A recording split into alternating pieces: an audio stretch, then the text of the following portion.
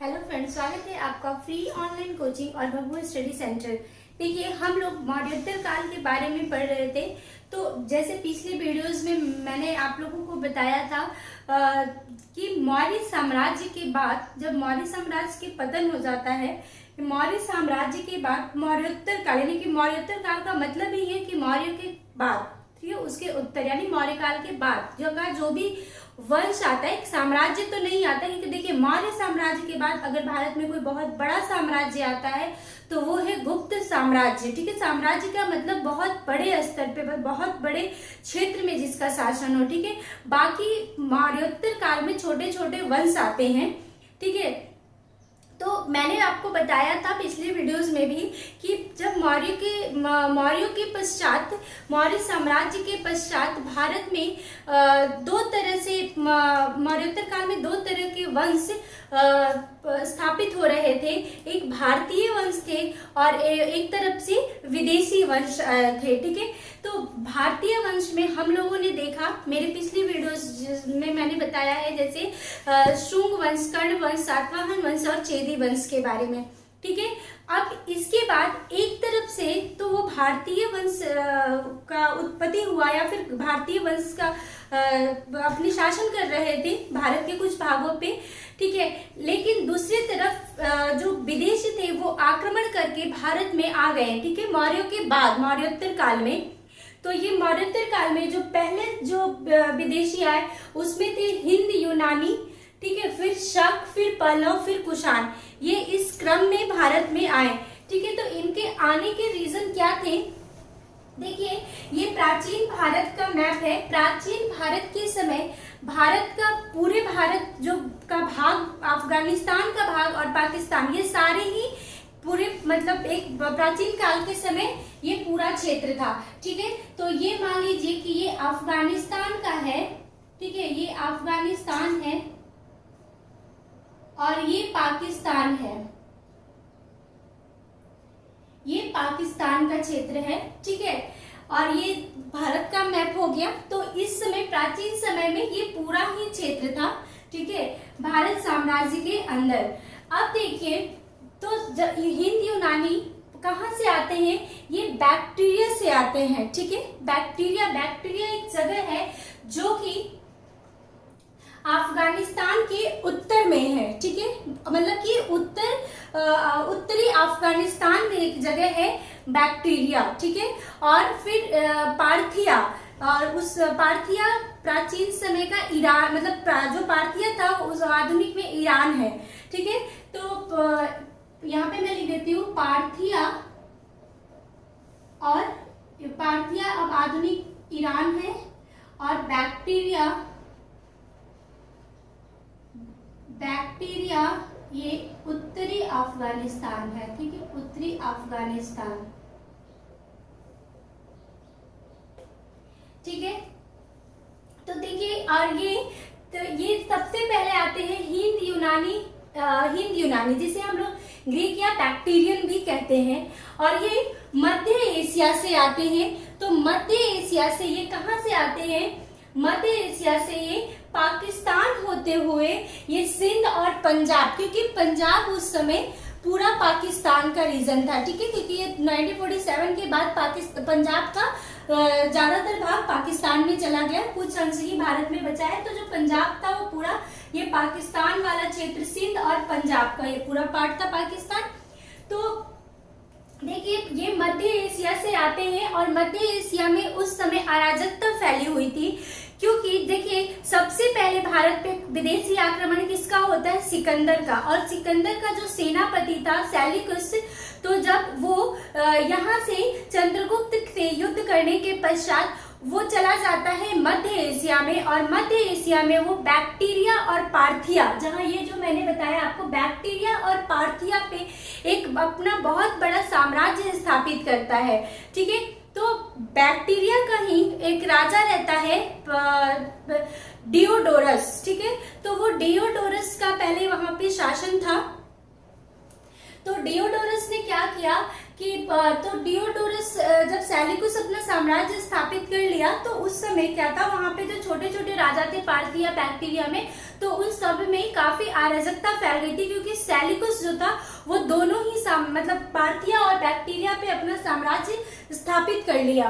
तो अब ये क्या था कि बैक्टीरिया का जो शासक था डियोडोरस, वो उस यूथेडेमस, ठीक है, तो डियोडोरस के पश्चात एक शासक यूथेडेमस आता है, ठीक है। तो डियोडोरस को पराजित करके यूथेडेमस एक शासक वहां पे बनता है।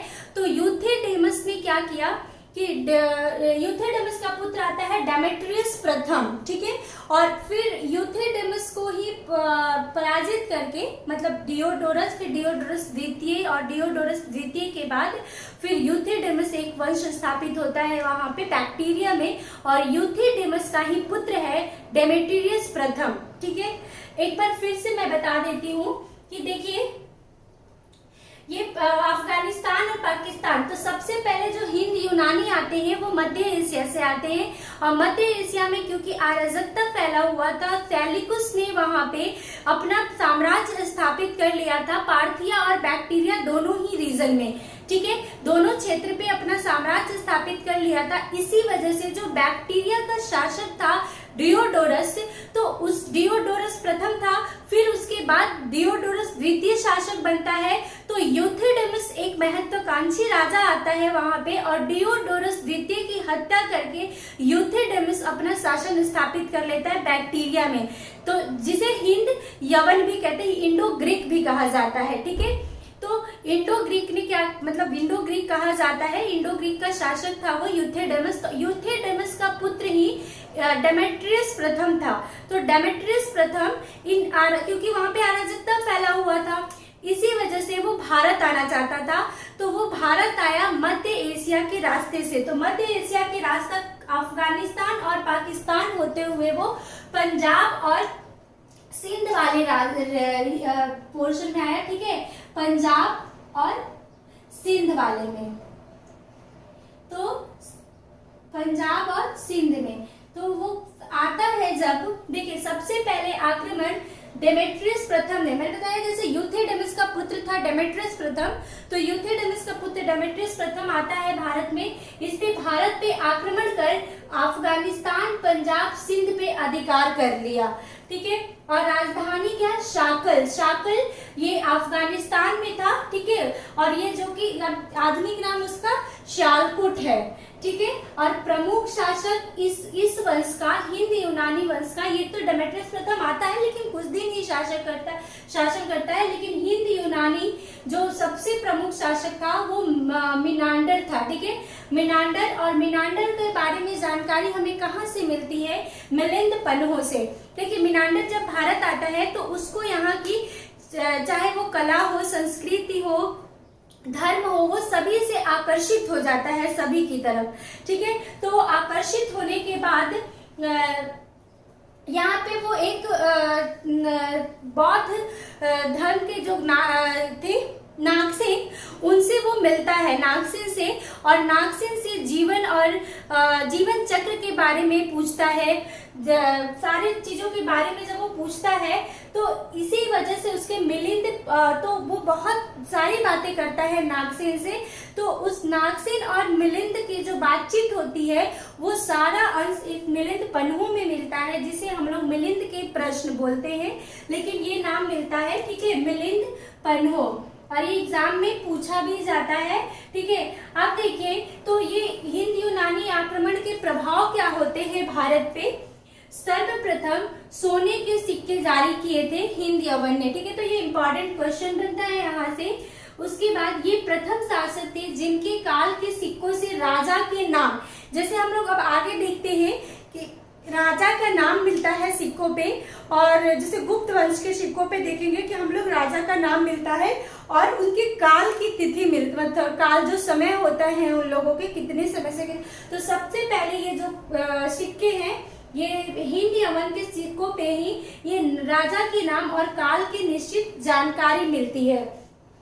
देखिए फिर जो हिंद यूनानी थे उन लोगों की एक कला थी हेलेनिस्टिक कला, ठीक है, और हेलेनिस्टिक कला इसको आगे जो गांधार कला विकसित होता है वो हेलेनिस्टिक कला से ही गांधार कला का विकास होता है, ठीक है। और नाट्य में पर्दा प्रचलन। अब आज भी अभी भी क्या होता है कि जब कोई भी नाटक का जब मंचन किया जाता है तो उसमें पर्दा उठाने की जो प्रथा होती है तो वो ये इन्हीं लोग से, हिंद यवन से ही आया है भारत में, ठीक है। तो ये हिंद यवन थे। अब इसके बाद क्या होता है, इसमें फिर छोटे छोटे शासक होते हैं, लेकिन वो बहुत सीमित मात्रा में, यानी कि वो अफगानिस्तान तक फिर सीमित हो जाते हैं, ठीक है, धीरे धीरे। क्योंकि देखिए इसके बाद हिंद यूनानी, जिसे हम लोग इंडो ग्रीक भी बोलते हैं। अब इसी के बाद देखिए यहाँ पे मैं एक लिख देती हूँ, देखिए यहाँ पे इसके बाद हिंद यवन यूनानी जो है उसी का एक दूसरा, एक तो एक ये हो गया डेमेट्रियस वंश हो गया या यूथेडेमिस बोल सकते हैं। दूसरा था एक इसी का हिंद यूनानी का ही एक दूसरा पार्ट था यूक्रेटाइडेस, ठीक है, यूक्रेटाइडेस वंश, ठीक है।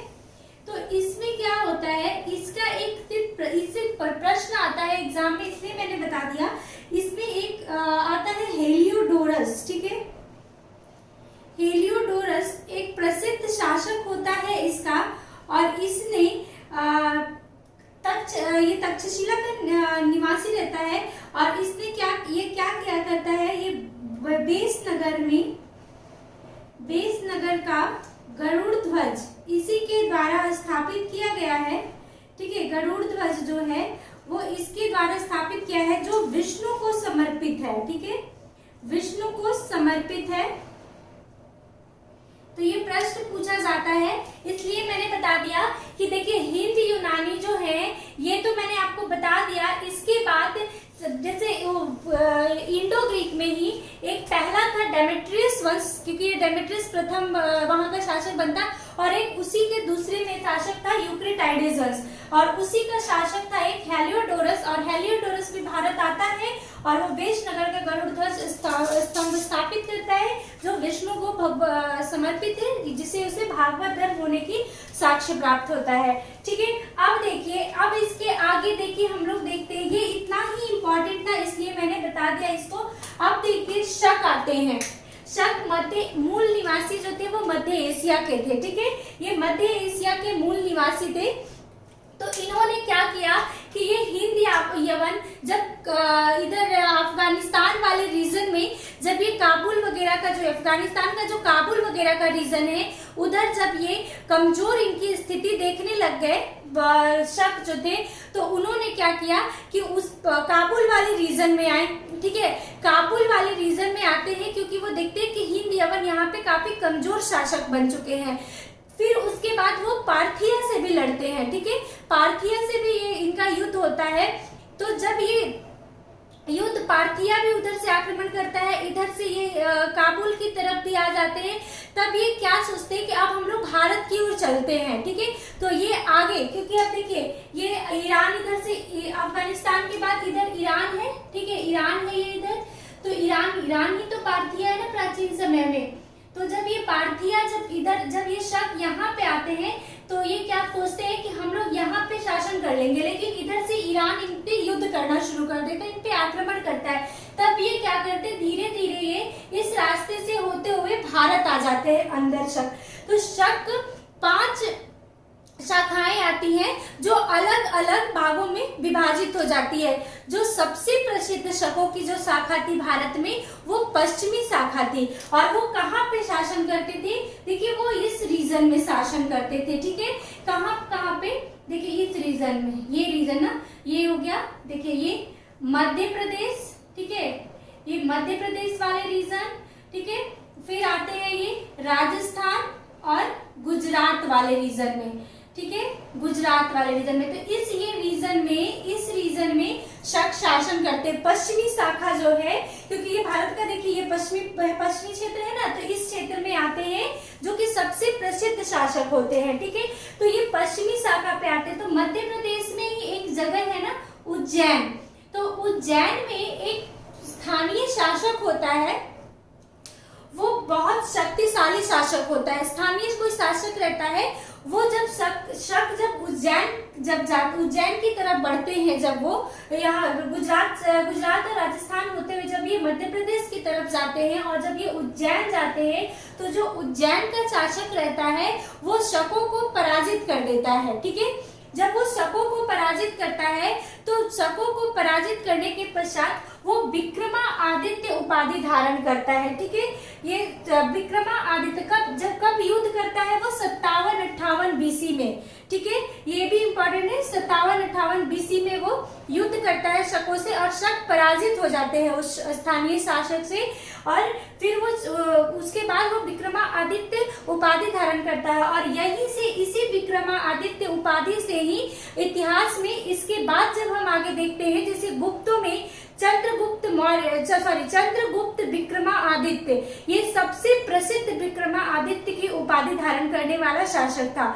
ठीक है, तो विक्रमादित्य की उपाधि धारण करने का प्रचलन यहीं से स्टार्ट हुआ है। ठीक है, और ये शकों को पराजित करने के उपलक्ष्य में ही इसने एक संवत चलाया जिसे हम लोग विक्रम संवत के नाम से जानते हैं। और विक्रम संवत नेपाल के कैलेंडर में अभी वर्तमान समय में भी विक्रम संवत से ही कैलेंडर वहां का बनता है। भारत में शक संवत से बनता है। ठीक है, जो कि राष्ट्रीय संवत है। भारत का राष्ट्रीय संवत शक संवत है और नेपाल में विक्रम संवत है। ठीक है, तो वहां की जो तिथि है वो विक्रम संवत से जोड़ी जाती है, जो कि 57 ईसा पूर्व पे है। तो ये इंपॉर्टेंट है, ये क्वेश्चन तो बार बार पूछा जाता है कि विक्रम संवत की तिथि क्या है, 57 ईसा पूर्व। ठीक है, जो कि ये जो उज्जैन का शासक था वो शकों को पराजित करने के उपलक्ष्य में चलाया था। तो ये देखिए, विक्रमादित्य की उपाधि धारण करने का प्रचलन और विक्रम संवत चलाने का जो प्रचलन था, मतलब विक्रम संवत की जो शुरुआत हुई थी वो यहीं से हुई थी, शकों को पराजित करने के उपलक्ष्य में। ठीक है, और देखिए शक का सबसे प्रसिद्ध शासक कौन था, रुद्रदामन था। और रुद्रदामन की जानकारी कहाँ से मिलती है हमें, जूनागढ़ अभिलेख से। और यह पहली संस्कृत में लिखी हुई अभिलेख थी। ठीक है, जूनागढ़ अभिलेख जैसे मैंने बताया ना कि शक गुजरात वाले क्षेत्र में भी थे, तो जूनागढ़ कहाँ है, गुजरात में है जूनागढ़। तो ये गुजरात में ये जूनागढ़ तो ये शासन करता था। और जूनागढ़ अभिलेख में किस किस चीज का वर्णन है, तो जूनागढ़ अभिलेख में रुद्रदामन के बारे में क्या पता चलता है कि उसने सुदर्शन झील का, ठीक है, रुद्रदामन ने, देखिए यहाँ पे मैं लिख देती हूँ, इससे लिख देती हूँ, सुदर्शन झील का, ठीक है, सुदर्शन झील का जीर्णोद्धार करवाया था। ठीक है, जीर्णोद्धार करवाने का मतलब है कि सुदर्शन झील का निर्माण चंद्रगुप्त मौर्य ने करवाया था। और जब वो चंद्रगुप्त मौर्य के बाद अशोक ने उसको कुछ थोड़ा बनवाया था, क्योंकि वो थोड़ा खराब हो गया था। उसके बाद फिर जो जीर्णोद्धार होता है उसके बाद बहुत सालों बाद वो वैसे ही पड़ा रहा, तो वो नष्ट हो गया था, खराब हो गया था झील। तो उसके बाद जब रुद्रदामन जूनागढ़ की तरफ शासन करता है तो वो सुदर्शन झील का जीर्णोद्धार करवाता है। तो यही जूनागढ़ में ये प्रमाण मिलता है। और जूनागढ़ अभिलेख किसका है, रुद्रदामन का। तो जब वो जूनागढ़ अभिलेख लिखवाता है तो वो स्टार्टिंग से लिखवाता है ये किसने बनवाया था, क्या करवाया था। तो इसी में चंद्रगुप्त और अशोक का नाम हमें साथ में मिलता है। तो ये प्रश्न भी एग्जाम में पूछा हुआ है यूपीपीसीएस में कि अशोक और चंद्रगुप्त का नाम किस अभिलेख में एक साथ मिलता है, जूनागढ़ अभिलेख में। क्योंकि रुद्रदामन जब जूनागढ़ अभिलेख लिखवाता है कि जबकि वो मतलब मान लीजिए वो लिखवाता है कि मैंने सुदर्शन झील का जीर्णोद्धार करवाया, तो ऑब्वियस सी बात है वो ये लिखवाएगा कि किसने सुदर्शन झील का निर्माण करवाया, फिर उसके बाद इसका किसने इसको की मरम्मत करवाई, तो अशोक ने इसकी मरम्मत करवाई थी सुदर्शन झील की। उसके बाद बहुत दिन बाद फिर ये रुद्रदामन आता है और सुदर्शन झील का जीर्णोद्धार करवाता है। उसके बाद फिर बहुत दिनों तक सुदर्शन झील ऐसे ही रह जाता है। फिर आगे जब स्कंदगुप्त आता है तो वो भी सुदर्शन झील का जीर्णोद्धार करवाता है। ठीक है, तो इस तरीके से इसमें जूनागढ़ अभिलेख में 4 शासकों का नाम मिलता है। चंद्रगुप्त मौर्य जिसने सुदर्शन झील का निर्माण करवाया था। ये देखिए, ये इंपॉर्टेंट है जूनागढ़ अभिलेख, ये हर एग्जाम में किसी न किसी बात के लिए पूछा ही जाता है। तो सुदर्शन झील का निर्माण चंद्रगुप्त मौर्य ने करवाया था। तो चंद्रगुप्त मौर्य का नाम मिलता है। फिर उसकी मरम्मत करवाई थी अशोक ने, तो अशोक का नाम उल्लेखित है। फिर उसके बाद जीर्णोद्धार करवाया था रुद्रदामन ने, तो रुद्रदामन का है, और जूनागढ़ अभिलेख रुद्रदामन का ही है। उसके बाद फिर जब स्कंदगुप्त आता है गुप्तों के समय, तो वो भी फिर उसका मरम्मत करवाता है, तो स्कंदगुप्त का नाम आता है। तो 4 शासकों का नाम जूनागढ़ अभिलेख में मिलता है। ठीक है, प्रथम संस्कृत अभिलेख कौन सी है? जूनागढ़ अभिलेख, और ये इंपॉर्टेंट क्वेश्चन है। ठीक है, अब इसके बाद देखिए आते हैं पल्लव या पार्थियन। ठीक है, और ईसा पूर्व के अंत में आए कौन? गांडोफानीज। ये जो पल्लव या पार्थियन थे वो ईसा पूर्व के अंत में आए, क्योंकि इसके बाद पहली शताब्दी शुरू हो जाती है। पहली ईस्वी में कौन आते हैं? कुषाण आते हैं, क्योंकि अब पल्लव और पार्थियन के बाद कुषाण आएंगे। ठीक है, तो ये ईसा पूर्व के अंत में आए पल्लव या पार्थियन। ठीक है, पार्थियन कौन थे? ईरानी शासक थे। ठीक है, अब क्योंकि अब कौन बच गए? जब ये सारे आ गए, तो ये मैंने बताया ना, पार्थियन भी अब आ गए, क्योंकि उधर भी अराजकता फैला हुआ था। और पार्थियन शासक में सबसे महत्वपूर्ण कौन था? गांडोफार्निस। ठीक है, और गांडोफार्निस प्रमुख शासक था जिसने राजधानी तक्षशिला बनाई। और ये इम्पोर्टेंट इसलिए ये इम्पोर्टेंट है, गांडो पहले का सबसे प्रमुख शासक गांडोफार्निस, और इसी के समय में संत थॉमस भारत आए थे, जो कि ईसाई प्रचारक थे। ठीक है, और ये पहले ईसाई प्रचारक थे जो भारत आए थे, जो कि गांडोफार्निस के शासनकाल में आए थे। इसके बाद फिर अब कुषाण आते हैं भारत में। ठीक है, तो अब हम लोग कुषाण के बारे में अगले वीडियो में देखेंगे। ये आज के लिए इतना ही है। तो इसके अगर ये टॉपिक आपको पसंद आता है तो मेरे वीडियो लाइक, शेयर और सब्सक्राइब जरूर करें। फिर आगे हम लोग अब कुषाण के बारे में देखेंगे अगले वीडियो में। तो आज के लिए इतना ही था। Thank you.